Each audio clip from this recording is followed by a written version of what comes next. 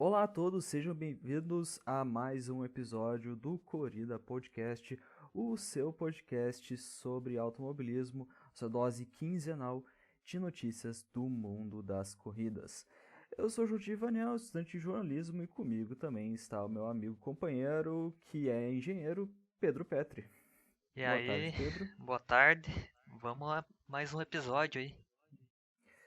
Bom, nesse episódio a gente vai comentar sobre a segunda semana do mês, aliás, a terceira semana do mês de junho, a segunda quinzena do mês de junho, que começa aqui com na sexta, na rodada dupla de Detroit, na IndyCar, tivemos a primeira vitória de Marcus Ericsson na categoria e também foi uma corrida meio conturbada por um escândalo, vamos dizer o seguinte, com o grande piloto Will Power. Pedro, para situar o nosso amigo ouvinte e também para situar a ti, que eu acho que tu ouviu falar dessa vitória, viu os highlights talvez, mas não viu qual foi a treta. O que aconteceu? Estava acontecendo a corrida, teve uma bandeira vermelha, o Will Power estava na frente, e teve uma segunda bandeira vermelha quando ele enfim, aconteceu o ocorrido. E aí eu te pergunto o seguinte: vai relargar, os carros estão no pit, vai relargar. Cada um deles não é feito na Indy, ele é feito a partida elétrica é feita pelos comissários de prova. Tu começa dando a partida pelo primeiro colocado ou pelo último? Pelo primeiro. Pelo primeiro, né? Porque ele é o primeiro, ele sai na frente, vai, faz a relargada. Então, os comissários da Indy começam por trás do último colocado até o primeiro. Então, eles foram dando a partida um por um dos carros, e o carro do Will Power, que era o primeiro colocado, não estava dando a partida. Eles estavam dando a partida enfim, uma máquina, para quem não sabe como é que é, uma máquina externa que vai na parte traseira do carro e dá a partida no motor. Não tem start-stop, não tem chave como é num veículo comum. E ali o carro do Will Power não largava, não acionava, não conseguia dar a partida. E o que acontece é que o resto dos pilotos todos passam por ele, os comissários mandam passar e ele larga em último, talvez, eu acho. Ele largou muito atrás e ele teve que abandonar no fim da corrida. Enfim, foi muita gente falando que o Will Power foi roubado da sua vitória, já que ele estava na primeira colocação e não teve o carro dando partida. Queria a tua opinião sobre isso, Pedro. É uma decisão polêmica, né? Porque o, o Will Power, logicamente, foi prejudicado, né? O carro dele foi o último a sair dos boxes. Com isso, ele teve menos tempo de aquecer o pneu, freios, o que isso influencia numa relargada, né? Então, eu vejo como justa a reclamação dele nesse episódio. Foi um episódio que deu muito o que falar, assim, teve muita gente que disse que os comissários da Indy estavam errados. E eu, quando eu corri kart amador, quem era dado a partida na primeira era o primeiro colocado. O primeiro colocado dava a partida, o segundo lugar dava a partida e ia assim em diante. Porque aí quando formava a fila indiana, o primeiro colocado partia e o resto partia logo em seguida. Nunca vi isso, certo?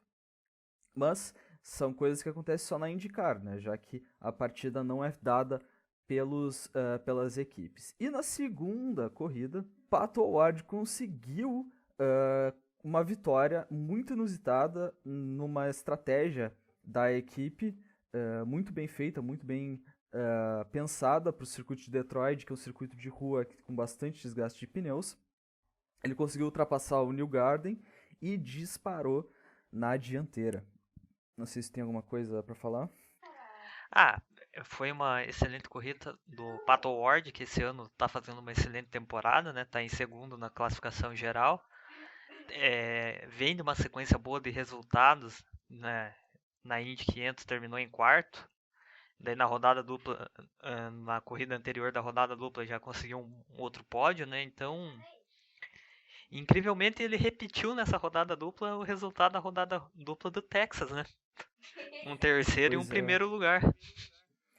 Uma pista totalmente diferente, que é a pista de Detroit, um circuito de alta abrasão, um circuito de Belly Island, circuito de rua, certo? E devo salientar também que ele agora, atualmente, o mexicano ele tá na segunda colocação, mas nesse momento, dada a vitória dele contra o Joseph Newgarden da Penske que ainda não conseguiu desencantar na IndyCar nessa temporada, não só na IndyCar, como também na NASCAR, tá uma situação complicada, a gente vai falar disso novamente depois.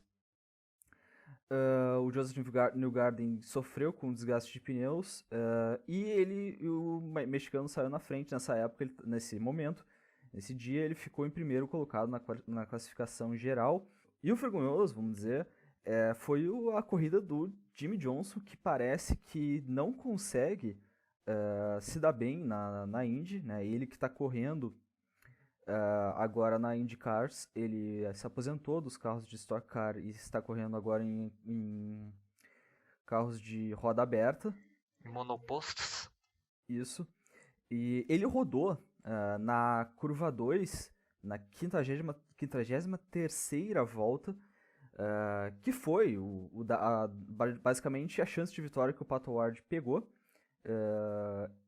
Ele rodou numa curva assim que não era muito comum de se rodar, ele rodou sozinho.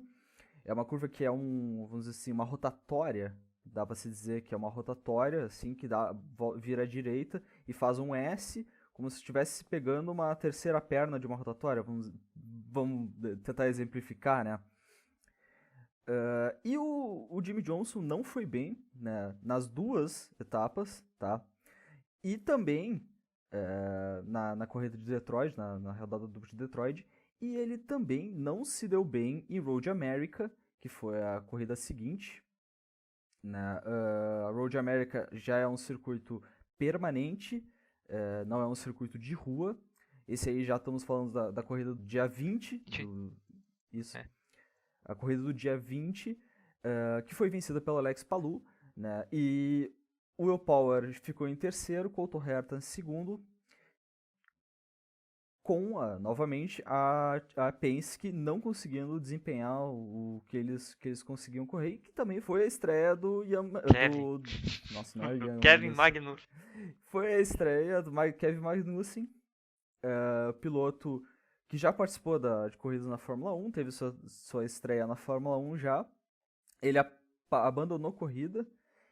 E voltando a falar do Jimmie Johnson, o Jimmie Johnson terminou a uma volta atrás do líder. Ele estava num ritmo assim bem complicado. O Newgarden, ele estava com um carro muito bom até a última relargada, que ele completamente perdeu potência, tá? Ele não conseguiu largar e foi engolido pelo Palou, certo? E foi, assim, eu que gosto bastante dos carros da Penske, acaba que a gente fica assim se perguntando, ué, cadê o carro que já foi campeão tantas vezes, tá? Cadê aquela equipe que um dia foi dominante? Parece estar, assim, se fosse futebol, Pedro, ia estar pichado o muro com diretoria Jim Carrey e Ia todo estar fora Roger Penske.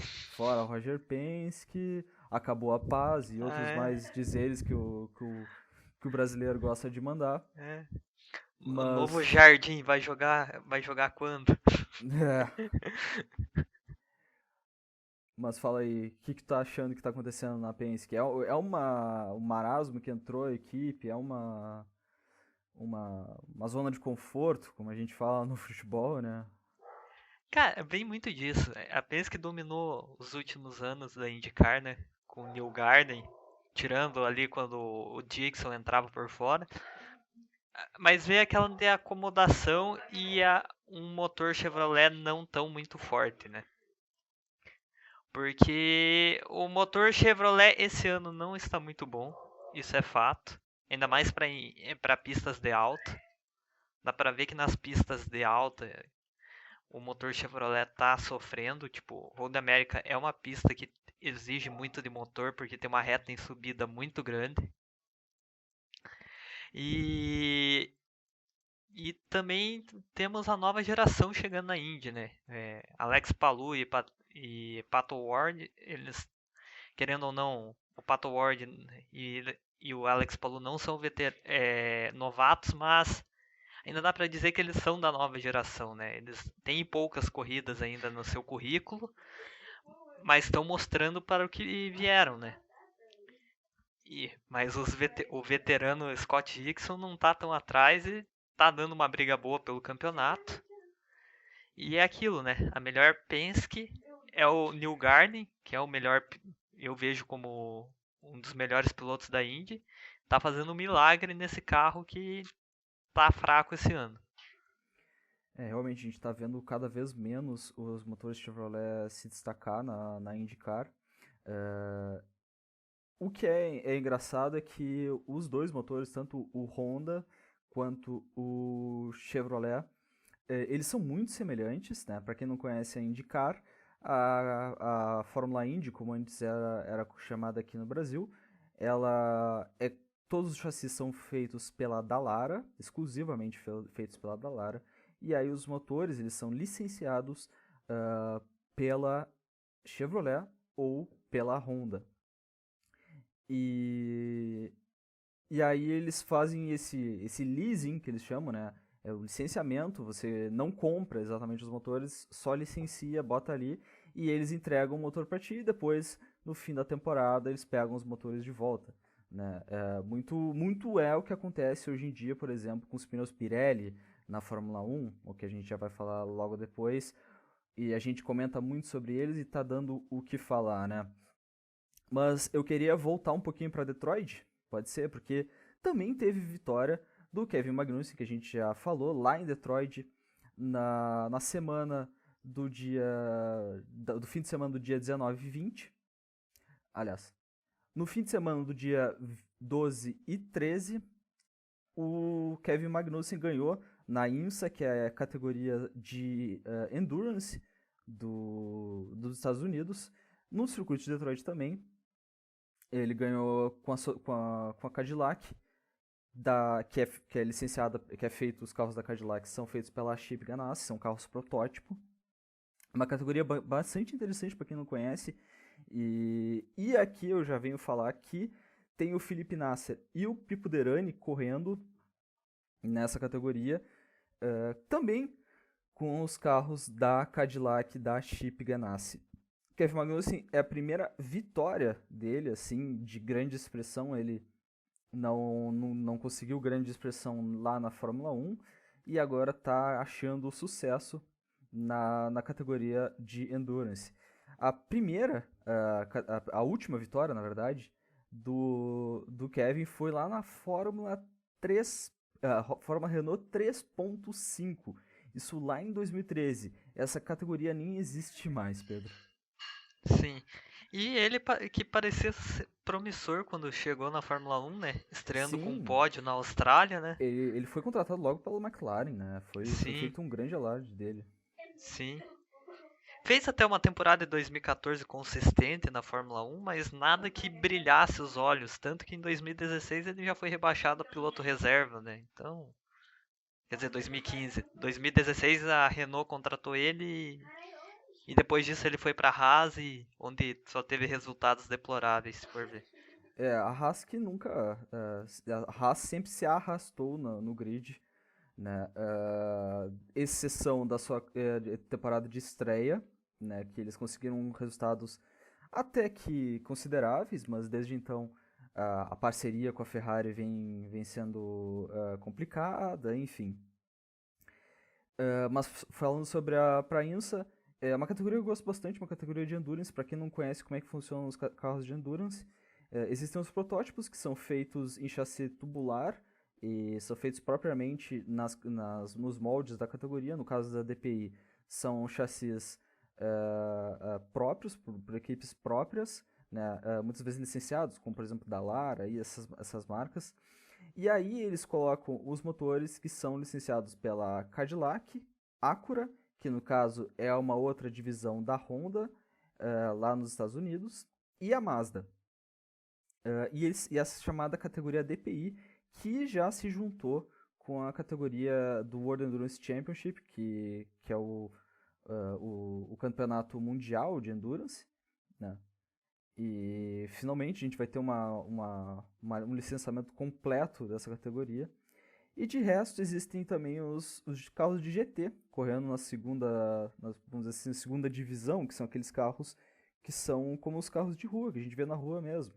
Aí tem a categoria GT-LM, que é alemãs, que são os pilotos profissionais, que nessa corrida só participou 2 carros de GT Le Mans, né, que foi os 2 Corvette C8R e a GT Daytona, que são os pilotos amadores, abre-se aspas aí, porque de amador não tem nada, né, eles são só pilotos pagantes, de fato.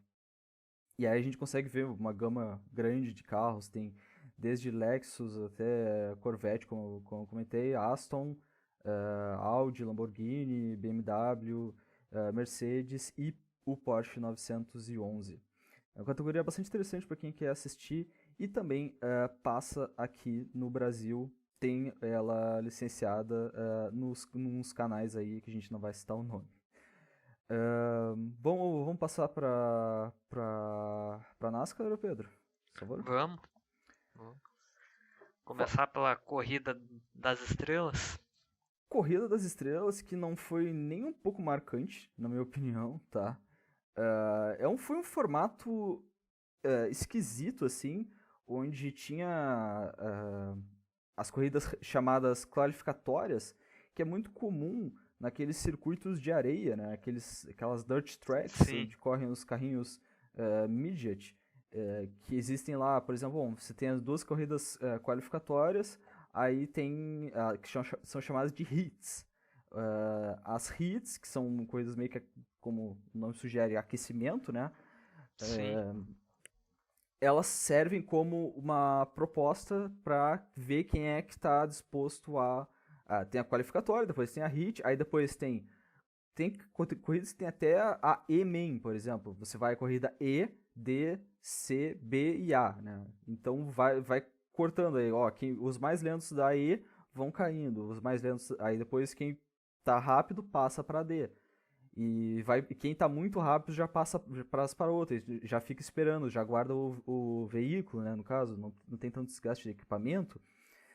É uma proposta assim que acontece todo fim de semana lá nas cidadezinhas nos Estados Unidos, nessas corridas de terra, né?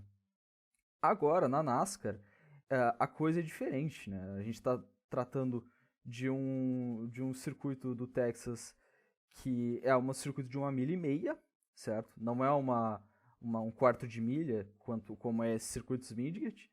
E eles fizeram, assim, uma corrida, acho que foram 3 corridas anteriores a ela, corridas qualificatórias, a corrida principal. Lembrando que a corrida do Texas foi uma corrida que é show match, vamos dizer assim, é uma corrida que era... Não vale pontos pro campeonato, só vale dinheiro. E valia pouco dinheiro, né? Valia $1 milhão.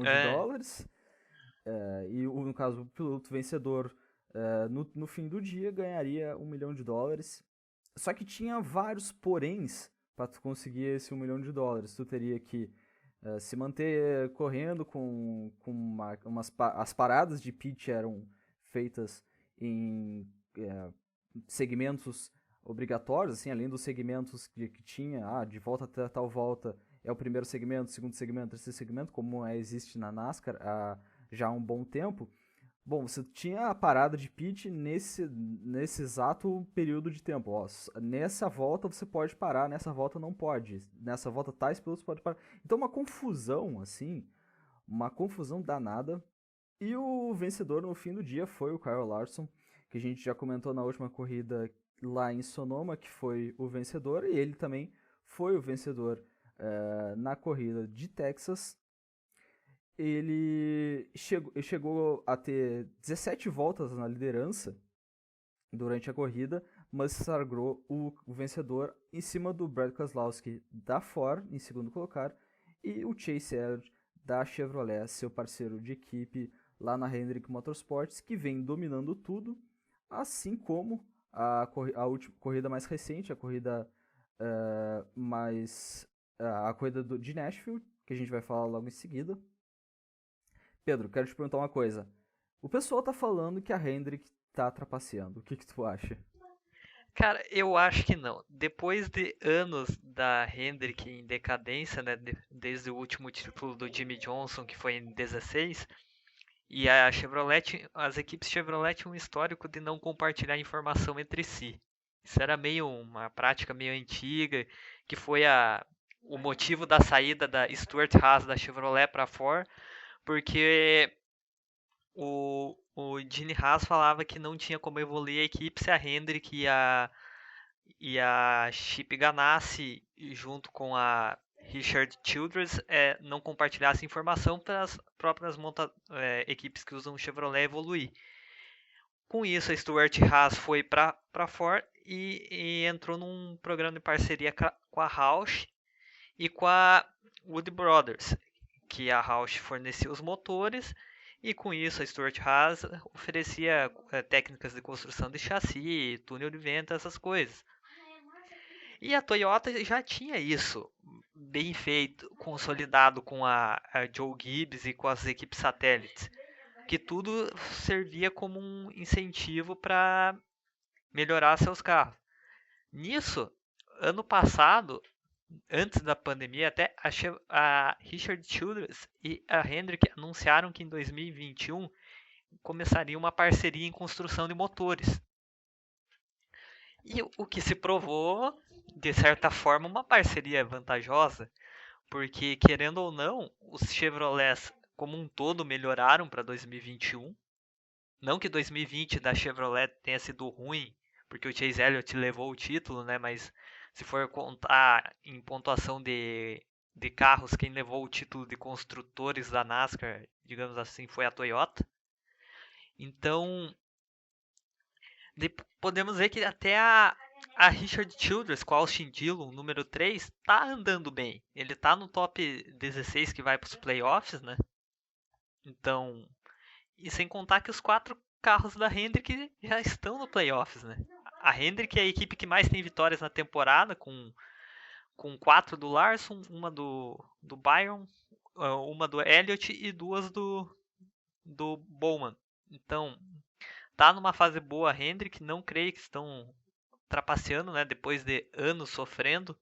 O campeonato do ano passado mostra que foi sofrido para Hendrick, que o Chase Elliott chegou desacreditado nos playoffs. Só garantiu a vaga pro Championship 4 porque ganhou em Martinsville, né? Porque a corrida do Texas e do Kansas do playoff, do estágio final do playoff dele foi desastrosa. Foram 2 corridas horrorosas, então ele estava no must win e conseguiu garantir, né? Mas tirando isso, a temporada dele foi bem inconstante, a Hendrick não estava rendendo. 2019 da Chevrolet ainda foi pior, foi um dos piores anos da Chevrolet. Foi o ano que a Toyota dominou quase tudo, né? E dizia-se muito nessa época sobre talvez o pacote aerodinâmico da Chevrolet não favorecesse a eles, né? Que na época os Toyotas e Fords estavam conseguindo andar muito mais no vácuo, por exemplo. Por exemplo, o carro da... No vácuo, em Talladega e Daytona, os Chevrolet não tinha nem chance, né? Que é pista de puramente vácuo. Por exemplo, o Ford na época ainda não era o Mustang, era o Fusion, e o Fusion tinha por tradição ter uma grade frontal muito reta, e isso ajustava muito no vácuo, conseguia chegar muito próximo do carro da frente, né? E muito se falava que a dianteira do Camaro, eu já ia falar Corvette, a dianteira do Camaro, ela não servia muito para pistas de alta velocidade, né? Como tu falou, Super Speedway de Talladega, de Daytona, Pocono, enfim.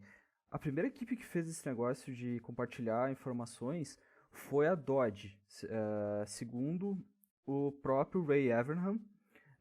Eles começaram a fazer isso quando a Dodge reentrou no circuito da NASCAR, que foi lá pelos anos 2005, 2006, se eu não estou enganado. A Dodge entrou antes. Antes? A Dodge entrou em 2000. Eles saíram em 2012. É. Mas eu não lembro quando eles entraram ao certo.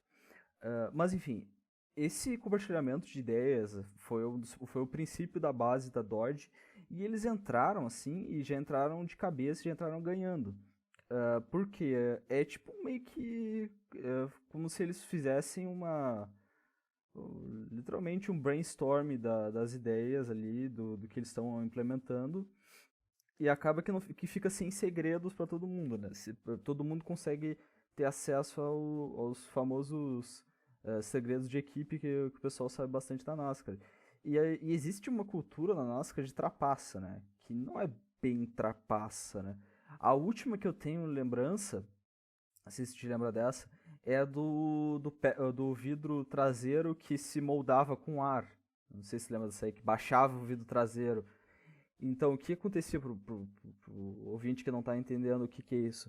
Os vidros eles são feitos com plexiglass, que é como se fosse um acrílico, certo? E quando esse acrílico ele tem eles faziam de um jeito que se moldava com ar, assim, quando o ar batia numa certa velocidade, aquele acrílico meio que descia e isso gerava mais downforce, gerava mais arrasto aerodinâmico. O ar ia direto para a asa traseira, para o splitter traseiro, melhor dizendo. E aí eles conseguiam mais velocidade, basicamente, conseguiam fazer tudo melhor, né? Voltando àquilo da Dodge, tipo, eles. Tanto que com essa compartilhamento de ideias, 2001 e 2002, a Chip Ganassi se deu muito bem. 2001, o Sterling Marlin foi terceiro. E 2002, ele estava sendo um real candidato ao título até ele ter aquele acidente dele no Kansas, né? Que tirou ele do resto da temporada e com isso ele não conseguiu finalizar. Mas ele estava vindo uma temporada muito forte, talvez a melhor temporada dele na história. E ele seria um forte candidato ao título. O Sterling Marlin, se eu não me engano, ele machucou a perna, se eu não me engano, quebrou a perna, uma coisa assim. Eu tenho quase certeza que foi a perna. Quem fala isso tem uma entrevista muito boa de um canal. Se você gosta de assistir entrevistas em inglês, veja o canal Black Flags Matter. Eles têm uma entrevista com o Ray Evernham, que é uma entrevista divina, e eles falam sobre esse assunto da Dodge reentrar na NASCAR e como o Sterling Marlin quase ganhou um campeonato. E é engraçado pensar que quando a Dodge assim estava dominante, que foi a vez que a Penske ganhou lá em 2012 com o Brad Keselowski, eles saíram do esporte já que ocorreu a junção da Chrysler FCA e eles não tinham mais como se manter na categoria. E também falando sobre NASCAR, a gente vai falar um pouquinho sobre a categoria menor, que quem ganhou foi o amado por muitos, odiado por muitos, Kyle Busch. O Buchinho, ele ganhou sua 100ª corrida na categoria menor, que é a Xfinity Series. A Cup Series é a categoria primária, a categoria secundária seria a segunda divisão. Então seria basicamente, pode botar aí, seria um time de divisão A jogando na B, o Kyle Busch correndo lá, mas tem uma série de fatores que acontecem isso. Primariamente é por patrocinadores, né? E como os competidores da Cup, né, que é a divisão principal, podem correr até 5 corridas na Xfinity, sem perder a vaga na Cup, né? Então os patrocinadores forçam muitas das vezes esses pilotos ir para Xfinity para conseguir para vender mais, né? Então, E no caso do normalmente é Kyle isso que Busch, acontece. no caso do Kyle Busch, ele tem um patrocinador muito forte que já acompanha ele há muito tempo, né? Então acaba que. E muita gente gosta do Kyle Busch por causa do patrocinador dele, né? Eu conheço muita gente que aquele patrocinador é muito icônico, tem pinturas muito chamativas, né? E aí o pessoal gosta bastante e acaba se caracterizando com o piloto. Eu não sou grande fã, vou te falar bem a verdade. Eu acho ele um piloto com muitas muitos arrojos de velocidade, mas ultimamente não está se mostrando um grande piloto vencedor na categoria principal. Eu não sou muito fã dele, mas tipo, não posso negar que ele é um excelente piloto, apesar de que desde o título dele em 19, ele não tá andando o que ele consegue andar. Ano passado dele, ele só foi conseguir uma vitória no Texas, quando já estava eliminado dos playoffs, né? Então, ano passado ele andou tipo muito mal pelos padrões dele, se for ver. E esse ano tá até pior que o ano passado, apesar de ter conseguido já uma vitória no Kansas. Ele dá pra ver que ele já tá meio que perdendo velocidade, não sei se pela idade ou a Joe Gibbs não está muito boa esse ano. O que acho meio errado, porque o Denny Hamlin é o líder do calendário, né? Regular, está em primeiro ainda, apesar de não ter nenhuma vitória por causa da constância dele, né? Ele conseguiu das 500 milhas de Daytona até Richmond emplacar 8 top 5, né? Só não teve o nono top 5 porque em Homestead ficou no top 11. Mas de resto ele está sendo bem constante esse ano, mas ainda falta aquela vitória, né, para ele. E não vejo também a Joe Gibbs mal porque o Martin Truex Jr. já ganhou 3 esse ano, né? Então, acho que o Kyle Busch que tá meio inconstante mesmo. É aquela coisa, né? Ou é o carro ou é o piloto. E nesse caso, eu acho que tá mais faltando o Kyle Busch se orientar um pouco com o pacote aerodinâmico dessa temporada. Falta chegar aquela corrida que ele vai brilhar, né? E como falei, ele tem vários brilhos de, de, de pilotagem, ele é um piloto muito arrojado, né? Então, por vezes, gosta de fazer um bump and run, gosta de fazer uma sujeirinha ali. Mas ele na Xfinity Series, na categoria abaixo, ele é o maior vencedor de todos os tempos, são 100 vitórias. Já na categoria, na segunda divisão, categoria inferior, que na verdade não é inferior, tem corridas de primeira assim também. Só que o pessoal que corre lá já ainda é mais novo, mais jovem, e por vezes não É é tão como se maduro. fosse uma Fórmula 2, não quer dizer que é uma categoria fraca, mas assim é porque tem muitos jovens e inexperientes, né? Que estão ali para ganhar experiência e tentar subir para Cup Series. Já na última semana, no último fim de semana, o Kyle Larson ganhou novamente na pista de Nashville. Pedro, Nashville é uma pista que estava faz tempo para ser incorporada novamente ao calendário da Há NASCAR. 26 anos fora. 26 anos a cidade não tem uma corrida da Da Cup. NASCAR. Eles tiveram muito sucesso também com aquele circuito chamado Nashville Fairgrounds, que é um dos circuitos históricos da NASCAR, né? Uma das primeiras corridas que a NASCAR fez, a sua primeira temporada, correu lá em Fairgrounds. Também circuito de areia, que depois foi pavimentado, e hoje em dia corre sérios riscos de não receber corridas mais, devido a aquela velha coisa de associação de moradores que se incomodam com o barulho dos automóveis, certo? Certo. Só Que que tá matando falando, muitos circuitos, né? é, aquela coisa, ó, você vai fazer um plano imobiliário do lado de um circuito de automóveis e aí depois quer que o circuito de automóveis seja demolido para você fazer outro plano imobiliário, né? E isso muito acontece e é muita especulação financeira. E quantos circuitos aí que já não foram demolidos por causa de ações imobiliárias ou ações em volta de finanças privadas, né? Eu vou dizer aqui que os circuitos de Riverside, que era um dos circuitos mistos mais encantadores da história dos Estados Unidos e foi palco de inúmeras corridas da NASCAR também, ele foi demolido para a criação de um shopping center. É um dos. O circuito que ficava na Califórnia, situado na Califórnia, recebia IndyCar, recebia NASCAR. Perto onde hoje em dia é Fontana, o circuito de Fontana, ele ficava ali na região. E era um circuito maravilhoso. e foi demolido para ser feito um shopping center. Mas voltando a falar de Nashville, lá em Nashville, Kyle Larson ganhou, voltando a ganhar majoritariamente com 264 voltas lideradas.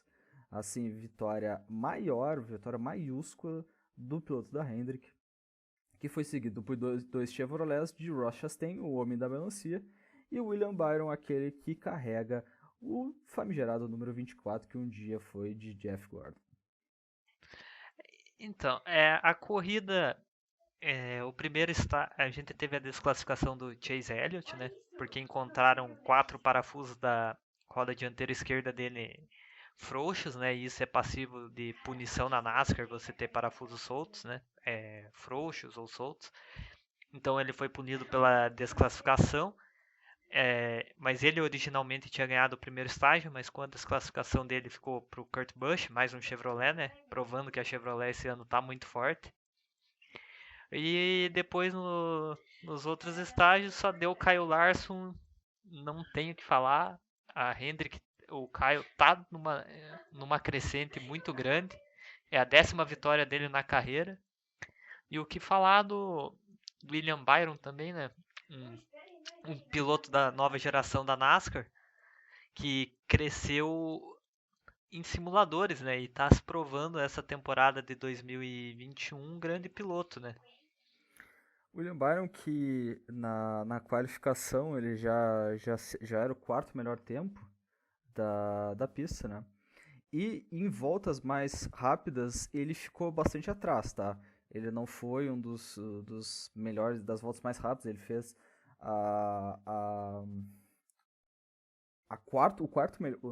o 6º melhor tempo, né? Média de velocidade de 155 milhas. Ele perde aí no caso, a média de milhas da volta mais rápida do Larson, que foi a volta mais rápida, foi de 156,7. Então tá perdendo aí quase meio segundo, assim. Acho que mais é no dedo, assim, no achar a volta, né? Mas ele é um piloto que carrega já o fardo de correr com o número 24. O número 24 foi um dos carros mais vencedores da história da NASCAR e teve um dos pilotos mais populares, talvez o piloto mais midiático, assim, que foi o Jeff Gordon, o menino de Indiana, que era bonitão, que era charmoso, e as marcas queriam tudo ter ele. E aquilo, né? Se não fosse essas histórias de Chase for the Cup, Jeff Gordon seria um heptacampeão, né? Pois é, se fosse tudo... Tanto que ele tem 93 vitórias na carreira, os anos 90 dele foram dominantes, principalmente em 97 e 98, né? Eu acho que foi o maior, tipo, a dominância mais absurda já vista na NASCAR nesses 2 anos. Liderado por Ray E depois, tipo, não que ele tenha ficado muito mais lentos, né? Mas ele teve temporadas mais, tipo, constantes. Que se não que o Chase for the Cup pune, né? O Chase obriga que você vença, não que você seja constante. Né? O Chase for the Cup, pra gente explicar aqui pro nosso amigo ouvinte, é a forma que a NASCAR usa desde 2009. Essa forma que desde 2006. 2006, perdão. Eles usam assim, você vai vencendo corridas e vai acumulando pontos, e no caso, no formato atual, para contextualizar bem com a temporada atual, porque já teve outros formatos de Chase for the Cup, você vence uma corrida e você está automaticamente qualificado para o Chase. Você vai vencendo segmentos e vai pontuando em segmentos conforme a sua colocação, e vai acumulando pontos para chegar nessa... Seriam umas finais de mata-mata, vamos dizer assim, no termo bem brasileiro, final de mata-mata, né? Os carros que vão ficando para trás, assim, que vão ficando cada vez mais lentos durante o campeonato, ou seja, se chega o Jordi, o Pedro, o Zezinho e o Luizinho.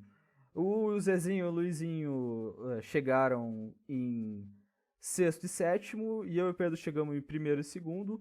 eu e o Pedro avançamos e o Zezinho e o Luizinho eles caem e eles vão chupar dedo, eles vão só completar o grid, não competem pro final do campeonato, certo?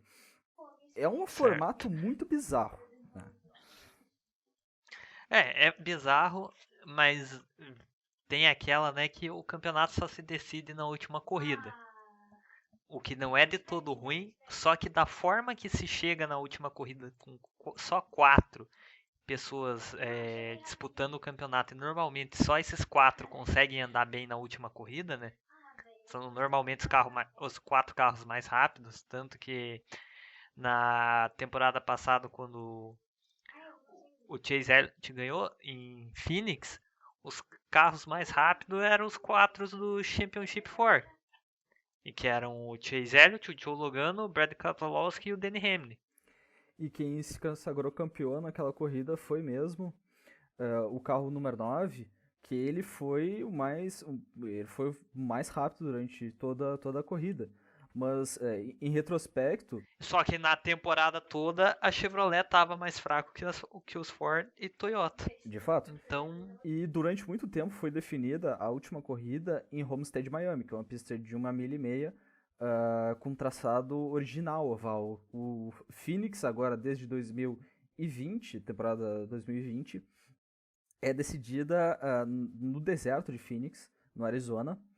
E é uma pista que tem uma dogleg, que é uma curvinha um pouco mais inclinada, você pode entrar um pouco mais. É muito difícil de explicar por voz, assim, mas basicamente é um oval que tem uma parte triangular, tá?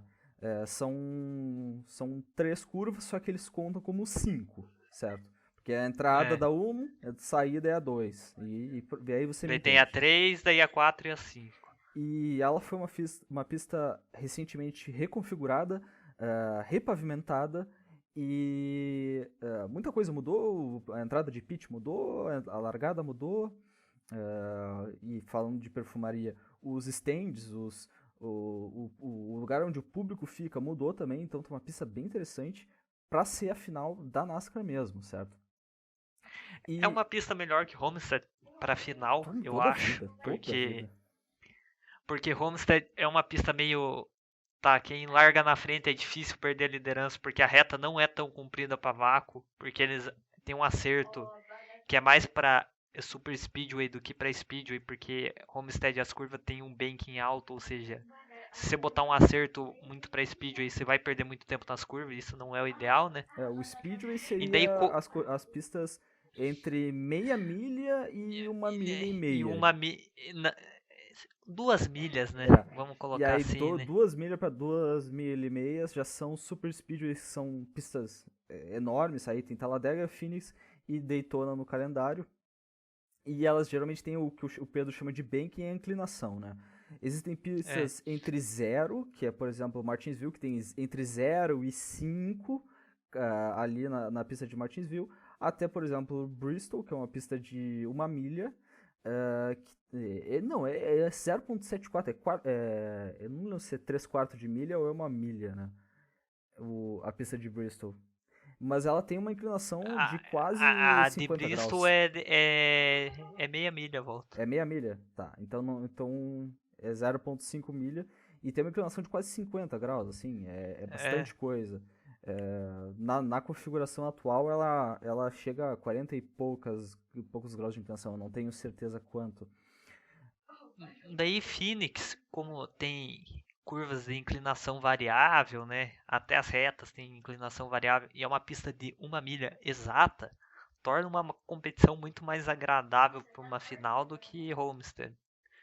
Eu pelo menos vejo assim. Eu concordo bastante e essa final de Chase for the Cup, claro, dá aquela emoção que muita gente fala no Campeonato Brasileiro de gostava de quanto era mata-mata, não era pontos corridos. Então, o campeonato da NASCAR sempre foi decidido no pontos corridos, né? E sempre ganhava aquele que... com mais pontos.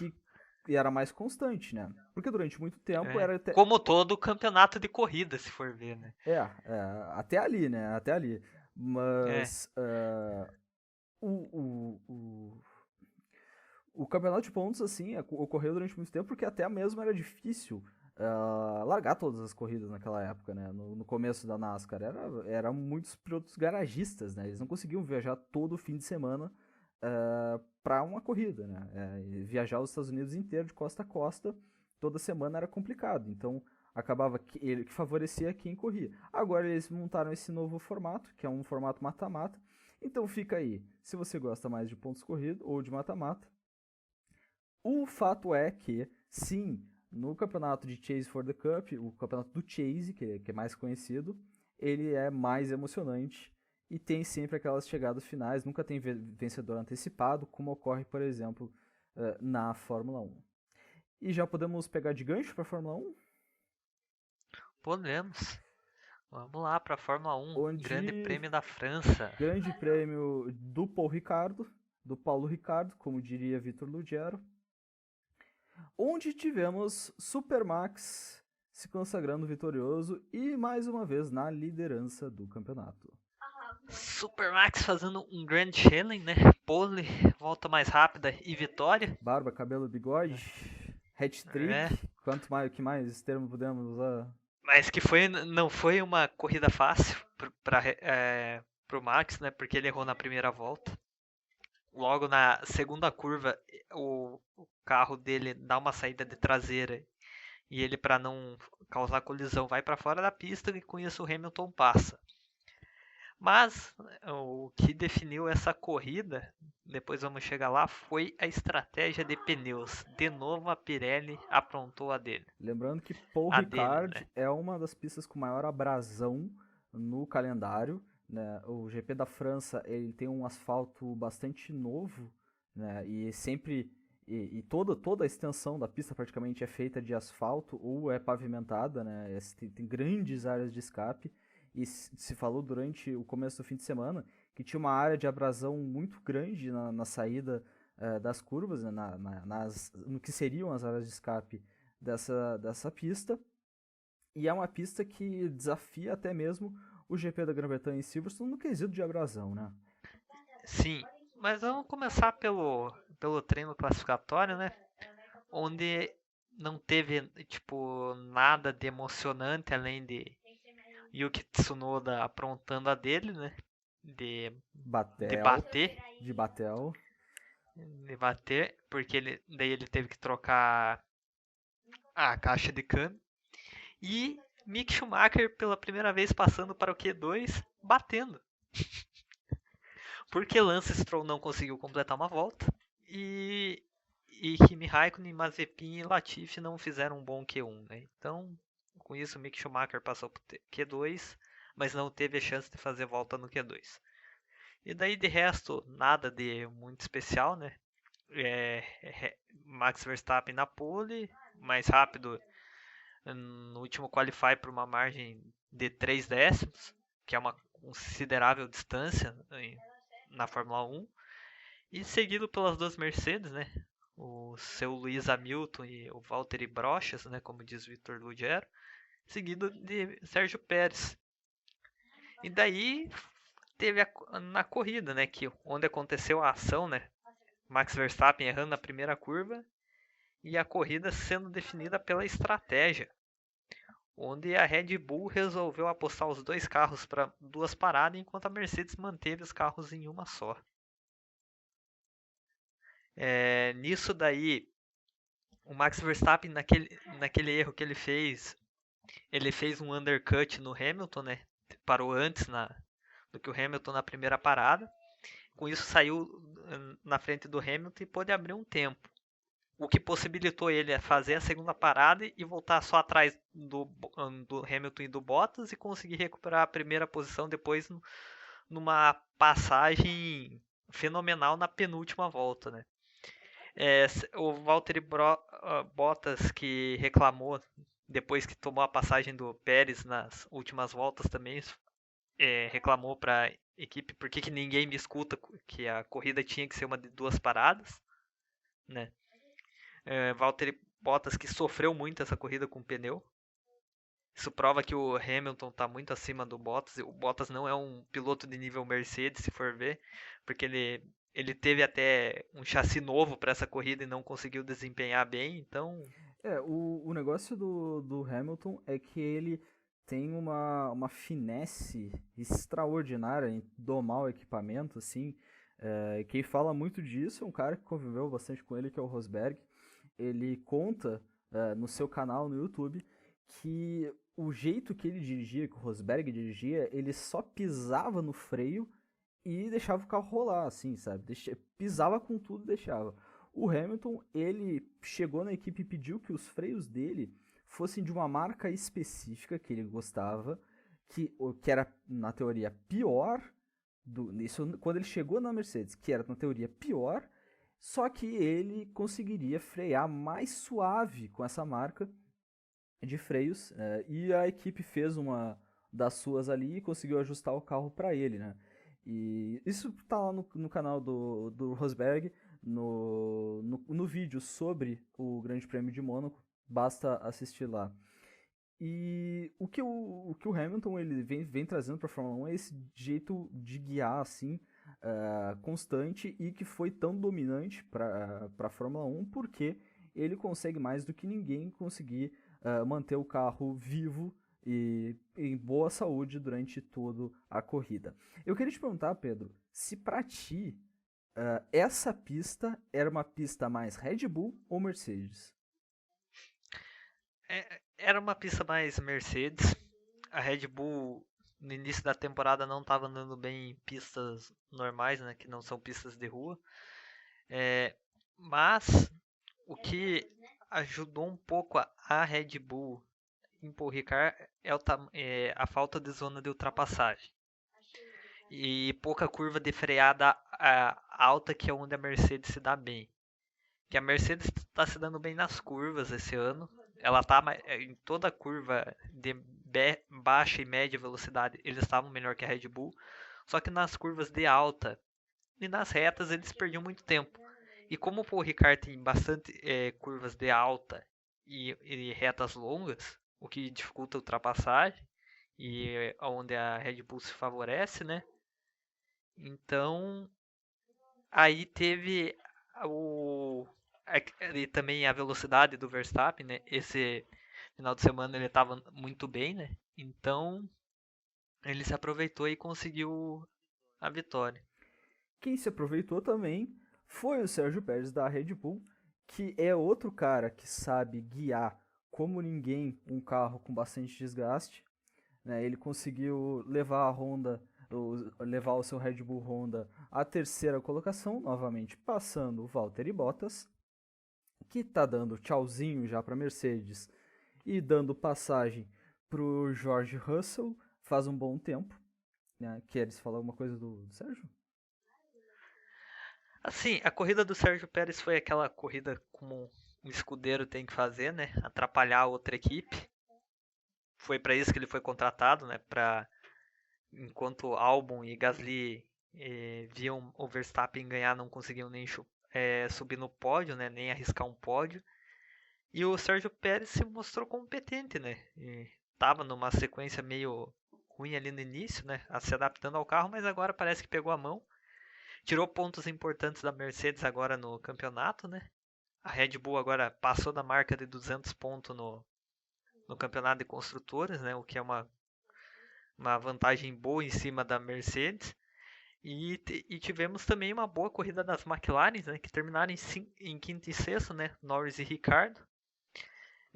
E com isso a McLaren sobe para a terceira colocação dos campeonatos construtores, assim passando a Ferrari. A Fórmula 1 eu acho que tá tão competitiva assim que a gente nunca viu assim uma Fórmula 1 tão competitiva. Eu acho que as últimas vezes que a gente viu tanta competição foram 2014, assim, em quesito de ter muitas equipes brigando por posição, certo? Não só a primeira colocação, que é uma coisa mais difícil, sempre vai existir uma equipe dominante e uma equipe que é a, no caso, que bate a equipe dominante.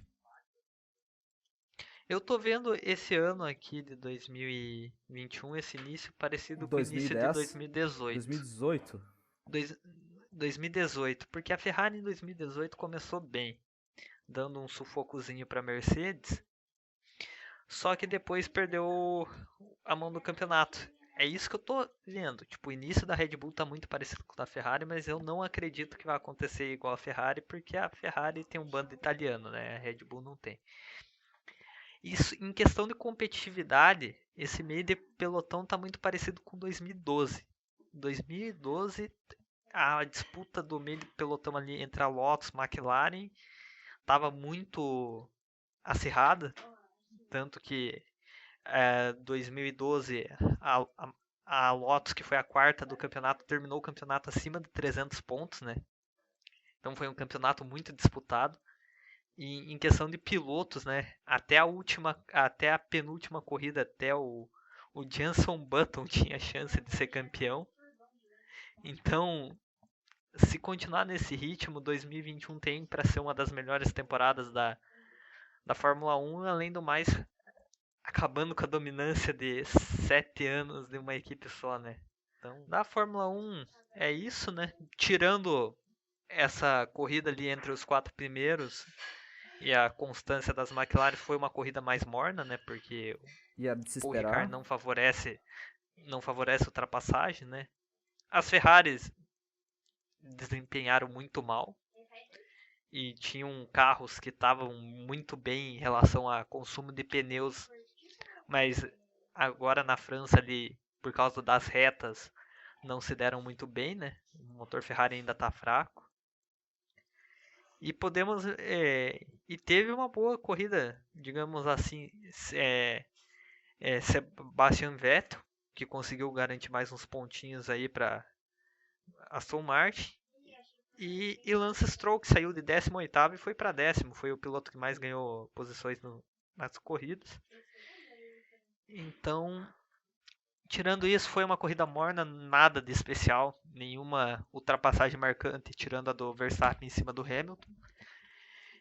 E agora, semana que vem, a Estíria, né, que é no Red Bull Ring, e depois Áustria. Também Ou no seja, Red daqui Bull 2 Ring. semanas vamos comentar Red Bull Ring até não ver fim. 2 vezes vamos passar lá pela Áustria. E eu vou te perguntar uma coisa, Pedro. Tu sabia que teve brasileiro vencendo nesse último fim de semana? Na Fórmula 3, não foi? Não, na Fórmula E também teve o Lucas de Grassi ganhando o EPRI de Puebla no dia 19, no sábado. O de Grassi, ele faturou a vitória no circuito de Puebla, que fica próximo ali também da Cidade do México e do circuito Hermanos Rodrigues. E foi a primeira vez que a Fórmula E correu num circuito que tem inclinação, porque o circuito de Puebla, Pedro, ele é um circuito de alta abrasão também, assim como as corridas da Fórmula E são acostumadas a correr em circuitos de rua, mas ele é um circuito que é permanente e ele é um circuito oval. Então foi bastante interessante ver a Fórmula E correndo em oval, mas era um misto, assim, um oval, vamos dizer, o que mistura partes de oval com partes de road, que são circuitos de mistos, como a gente chama aqui no Brasil. O de Grassi faturou a vitória no circuito de Puebla. Eu gostei bastante do circuito para a Fórmula E. Eu achei bastante legal a forma como a Fórmula E correu lá. A Fórmula E sempre propõe circuitos em pistas de rua, porque a proposta deles assim é integrar a cidade com o automóvel, né? E eles correram recentemente em Mônaco, também foi excelente a corrida. Mas o Grande Prix o E-Prix, na verdade, de Puebla, do dia 20 do domingo, foi um pouco mais morno. Teve o Motara. Eu ia chamar de Morata por causa do jogador de futebol, mas é o Mortara da Venturi faturando a segunda corrida com o Nick Cassidy chegando logo atrás. 4 segundos, na verdade, de diferença. Foi uma vitória bem maiúscula. Só que na segunda corrida eu pude perceber o quão perigoso que é a saída vamos dizer assim, o boost que eles ganham, né? Eles saem da pista tradicional, do traçado tradicional, e vão para uma área onde eles ganham mais potência no motor durante uma certa quantidade de tempo, né? Nisso, saía, mas assim, Pedro, para contextualizar para você e para os amigos que estão nos ouvindo, eles saíam logo atrás e era pouca coisa de diferença do traçado original. Então, quase que se encontraram várias vezes alguns carros assim. Foi por muito pouco que não teve alguns acidentes.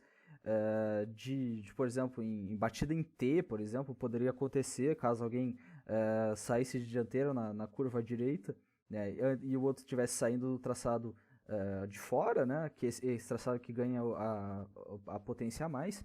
Então foi muito engraçado ver isso. Foi uma coisa que eu acho que deve ser mudada na próxima vez que a Fórmula E for correr em Puebla. Se for correr, eu gostaria de ver também esse GP novamente. E falando em saídas perigosas, sabe o que teve de saída perigosa, Pedro? Não. Teve a Stock Car no Velocitar, certo? Foram 4 baterias. E eu não tinha assistido a Stock Car ainda com a atenção que eu tive agora, né, nessa última semana. E o formato que a Stock Car tem nessa nova temporada é bastante interessante, né? Eles correm 2 baterias, rodadas duplas, né? Só que eles correram no sábado e no domingo lá no Velocitar.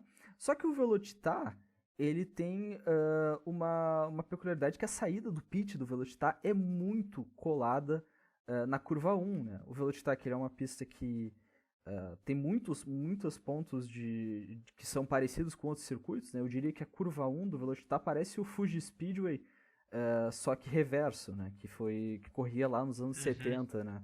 É uma curva em grau descendente e em descida à esquerda. E o pitch, como o Velocitar nunca foi feito para ser uma pista de grande expoente, uma pista internacional, por exemplo, o pitch é no lado de fora. Então é no lado direito da pista. Então o carro sai da direita e ele tem que ir para a esquerda. E o carro que está chegando para fazer a curva 1, ele pega na tangência onde? A saída do pit.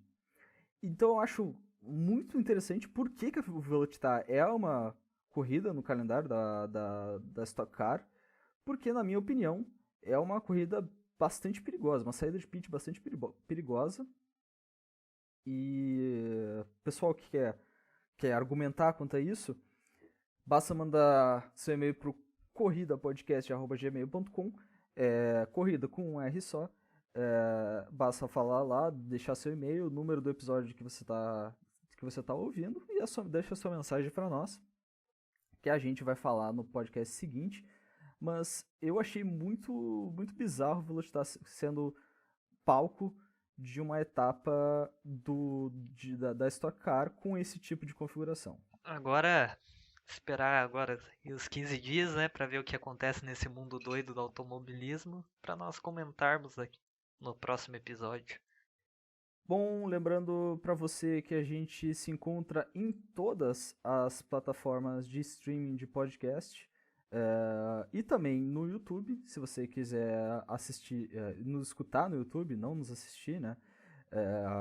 O podcast sai lá no YouTube também, no canal Jordi Vaniel, que é o tudo junto, youtube.com/Jordi com Y e com J no começo, Vaniel, que nem Daniel, só com V, é meu canal pessoal, e lá sai também o nosso podcast em formato de YouTube. Vamos falar do calendário das próximas corridas, Pedro? Vamos lá. Então, da Fórmula 1, dia 27/6 temos o Grande Prêmio da Estíria e dia 4/7 temos o Grande Prêmio da Áustria, ambos em Red Bull Ring. A gente tem rodada dupla da NASCAR lá em Pocono, mais um Super Speedway, o Super Speedway de 3 curvas apenas no circuito de Pocono, Triângulo dos Infernos, Triângulo Maldito. Corrida 1 no dia 26, corrida 2 no dia 27. Esse é o calendário da Cup lá nos Estados Unidos. Na Fórmula Indy, a gente vai ter corrida lá no dia 4 de julho, o 4th of July, o dia da independência dos Estados Unidos, se eu não estou enganado, né? É um dia bastante festivo lá, e a corrida vai ser no Mid-Ohio, no circuito um circuito misto, né, que é bastante interessante, e eu estou bem ansioso para essa corrida, eu gosto bastante desse circuito. Vamos ver no que vai dar, a gente vai comentar sobre essa corrida também aqui no Corrida Podcast. E eu acho que é isso aí de calendário por hoje. Mas Pedro, muito obrigado pela sua companhia no podcast de hoje. Eu que agradeço a participação. Esse foi o Corrida Podcast de hoje. Você vai encontrar a gente daqui a 15 dias, novamente falando sobre o mundo do automobilismo em qualquer canal de podcast e no YouTube. Obrigado pela sua parceria e até mais.